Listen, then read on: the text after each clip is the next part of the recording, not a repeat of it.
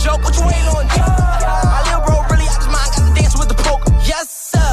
Yeah, if I get the drop, then it's bang, bang, bang, bang, bang. I might fall asleep in some good then wake up and go get the beer from police to fire. Got the deal, so the price went up even higher. Give me 4 minutes a day, I go work and fly. I still trap out the van, don't make junkies the door, man, you ain't getting in here. Man, my circle got hit with a square. If it hit, then the bridge disappear.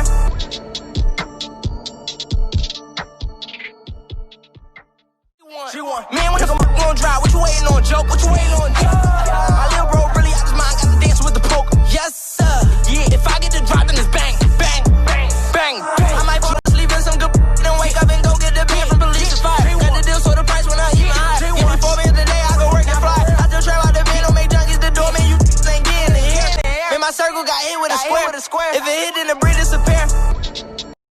To prevent Joe Biden and Kamala Harris from changing the rules and creating this universal mail-in voting that will create a massive opportunity for voter fraud. And we have a free and fair election. We know we're going to have confidence in it, and I believe in all my heart that President Donald Trump's going to be reelected for 4 more years. You know, I've written all the questions that I've asked tonight, but for the final question of the debate, I'd like to read a question that someone else wrote. The Utah Debate Commission asked students in the state to write essays about what they would like to ask you. And I want to close tonight's debate with the question posed by Brecklyn Brown. She's an 8th grader at Springville Junior High in Springville, Utah. And here's what she wrote, quote, "When I watch the news, all I see is arguing between Democrats and Republicans. When I watch the news, all I see is citizen fighting against citizen. When I watch the news, all I see are two candidates." Wonderful question. And let me just commend you for taking an interest in public life. I actually started following the news when I was very young. And in America, we believe in a free and open exchange of debate. And we celebrate that. It's how we've created literally the freest and most prosperous nation in the history of the world.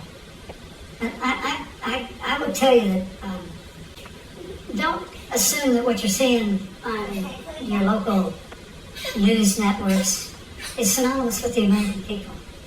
You know, I look at the relationship between Justice Ruth Bader, very liberal, one very conservative. But what's been learned since her passing was the two of them and their families were the very closest of friends. And here in America, we can disagree. We can debate vigorously, as Senator Harris and I have on this stage tonight. But when the debate is over, we come together as Americans. And that's what people do in big cities and small towns all across this country. So I just want to encourage you, Brecklyn. I want to tell you that we're going to work every day to have government as good as our people. And the American people each and every day love a good debate. We love a good argument.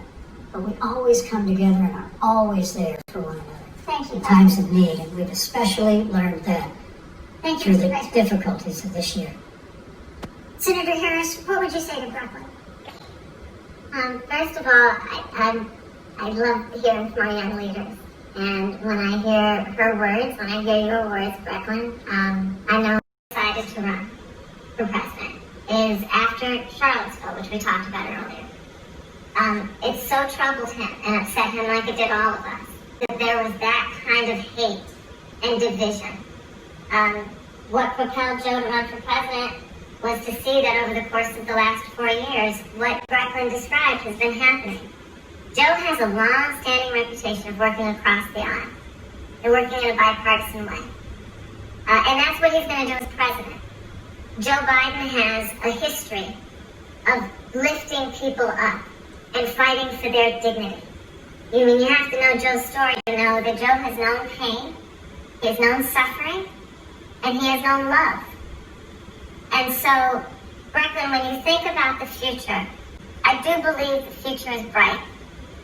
And it will be because of your leadership. And it will be because we fight for each person's voice.